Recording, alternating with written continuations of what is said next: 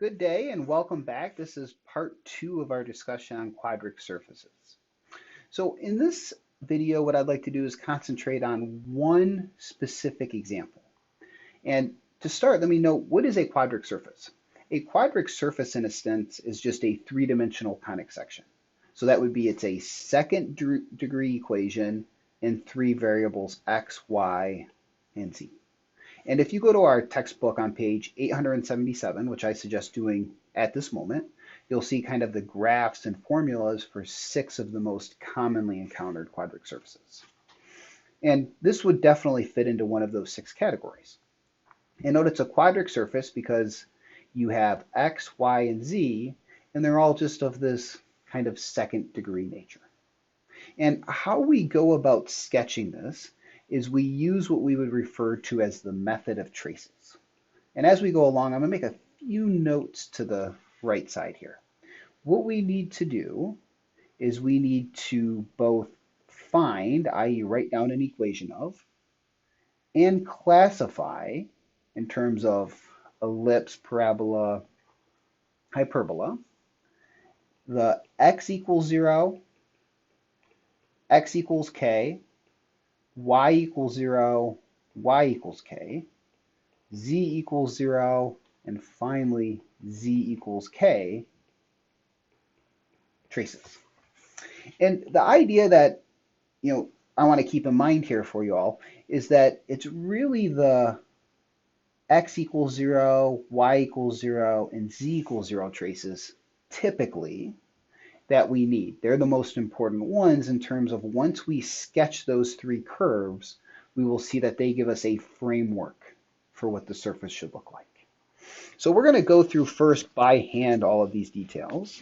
And then what I'm going to do is embed an animation that allows us to look at a computer generated version and very clearly shows kind of what each of these traces are. So let's just go through this in a nice methodical manner. So when z is equal to 0, so I literally want to take my equation and simply replace the z with a 0. When that happens, our equation becomes x squared plus y squared over 9 equals 1. And what type of conic section does that give us? An ellipse. And note, we can sketch this very accurately in our three-dimensional axes down here to the right. So z equals 0 puts us flat in this xy plane. And what we have is an ellipse whose x-coordinate is 1, intercept is plus or minus 1, and y-intercepts are plus or minus 3. So roughly speaking, this is going to look something like this. It's going to go further out in the y direction than it does in the x direction. And something I'm going to always encourage us to do is to make sure that we label any positive intercepts. So the intercept on the positive y-axis and the intercept on this positive x-axis. So what we have here is the z equals 0 trace. And in general, we also want to know what any other z trace is going to look like. So if we set z equal to k and move that term to the right, I'm going to do some algebra at the same time here.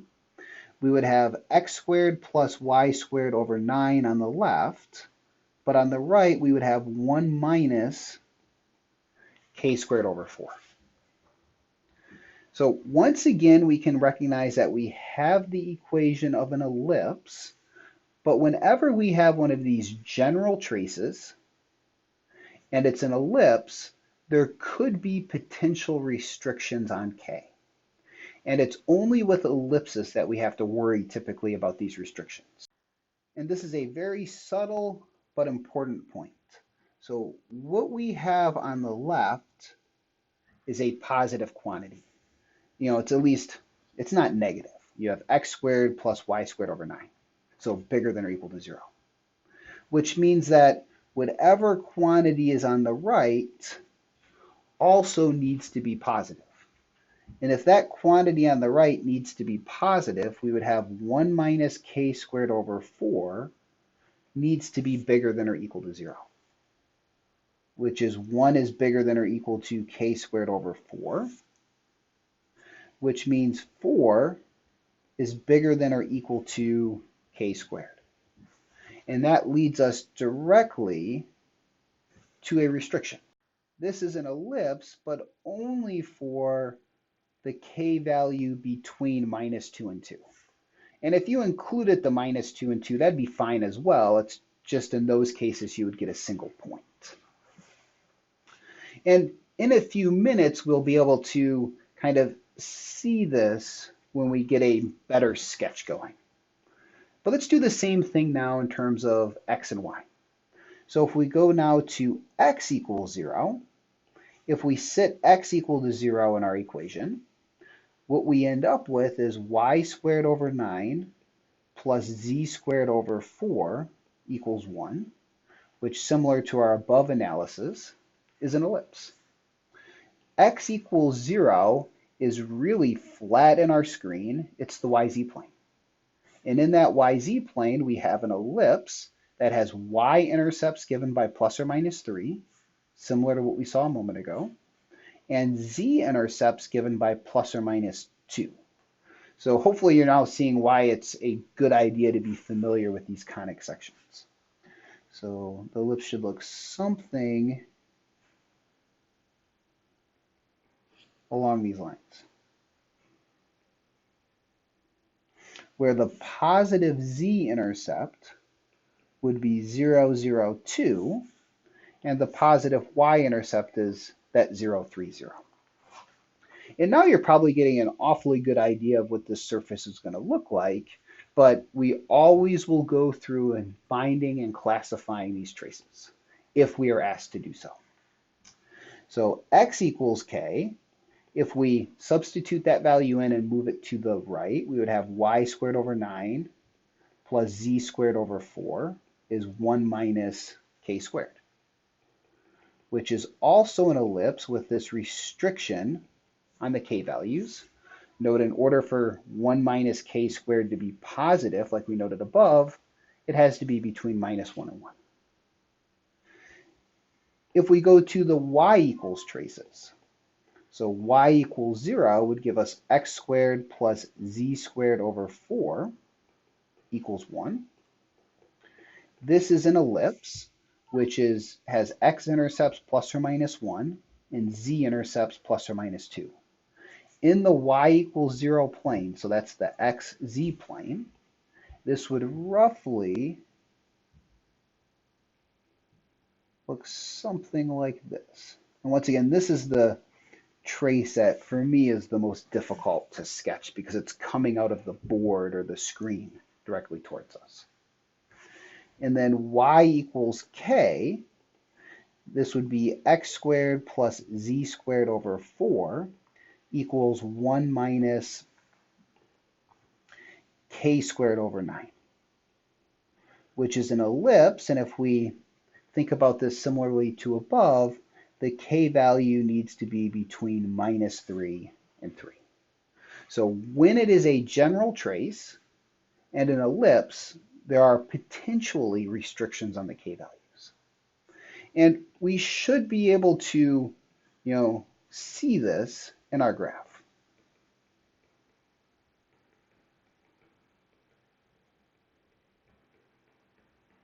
And what I mean by the fact that we can see this in the surface is the z traces are restricted to be between -2 and 2. And note the surface lies between -2 and 2. So it's kind of giving you the z values where the surface exists. The x values are between -1 and 1. And the y values are between -3 and 3.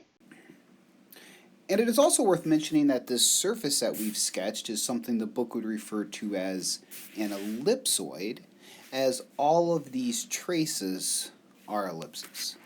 Now, you don't have to know the names of these common quadric surfaces, but occasionally I will refer to them as such. Now, before moving on, I would also like to investigate this example using a computer program called Geogebra. And just to give Geogebra a little plug, it is a freely available program. If you have a device that you like to use, a smartphone or a tablet, you can download an app. You can also download an app onto your desktop, or you could also go to the website and use it without having the app on your device. And what it allows you to do is to very conveniently and efficiently sketch surfaces and then also rotate them around. So it gives us incredible geometric insight. So I strongly encourage you all to take a look into this program. So let's take a look at this specific example. We can now see an embedded video that I created illustrating this surface in Geogebra. And I've hit play, and as it goes along, I'm just going to give a little voiceover to it. So the red kind of blob that we see, that looks kind of like a lacrosse ball or a football, that is our ellipsoid. And I want to illustrate very clearly where the traces are. So that is the z equals 0 plane. Where it intersects the surface, that blue curve, is the z equals 0 trace. To get another z equals trace, we could pick another plane. So here it's the z equals 1 plane. Where that intersects the surface would be the z equals 1 trace. We see we're kind of building out the frame. Now for x, if we take the x equals 0 plane, which we see here, where that intersects the surface would be the x equals 0 trace. For y equals 0, we see where the y equals 0 plane intersects. Y equals 2, where that intersects. And now what we have is a really nice kind of frame to our surface. And once a surface is removed, we essentially see the picture that we have drawn. That is all of the traces, and what we have to imagine is the surface that they are framing. This completes the example and the video, but I do want to note that the process of using this method of traces to sketch surfaces is definitely an acquired skill, in the sense that the more time and effort we put into practicing examples, the quicker, the more efficient it will become. So I strongly encourage you to take a look at some of the suggested problems in the book. Don't be afraid to try this program Geogebra to get some geometric or visual intuition. And we will investigate 2 more examples in the next video. So stay tuned and take care.